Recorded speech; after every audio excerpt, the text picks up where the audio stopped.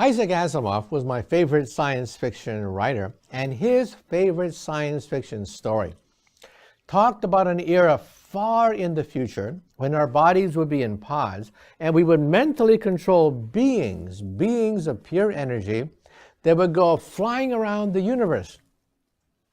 And of course, it was science fiction, but here's the idea: mind without body, pure consciousness roaming across the universe faster than any rocket ship.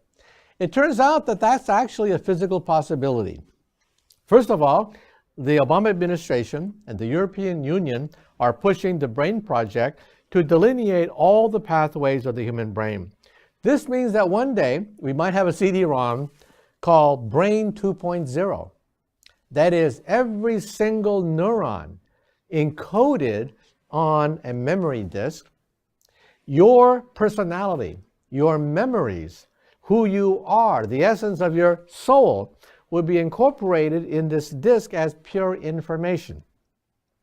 Even if you die, your consciousness, in some sense, may live on. Now, you, as an organic being, will have died. That means that your neurons will turn to dust. But the configuration of neurons that made your thinking process possible can be put on a disk, in which case, in some sense, you become immortal. Not only immortal, but this could be the most efficient way to explore the galaxy, just like Isaac Asimov predicted in his short story.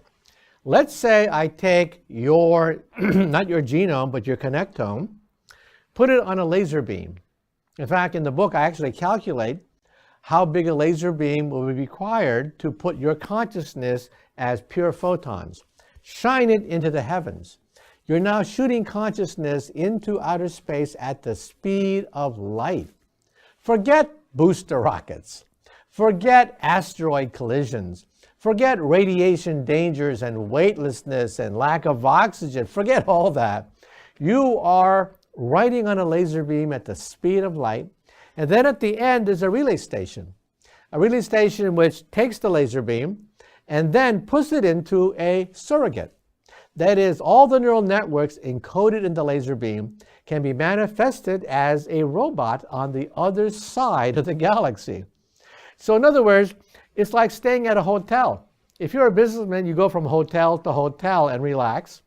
Same way, you would be on a laser beam going from relay station to relay station.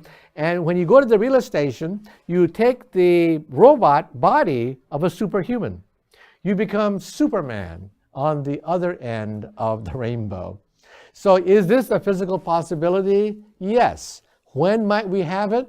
Well, let's be honest. It would take perhaps 100 years or so before we have a complete understanding of the connectome, that is, all the neural pathways of the brain.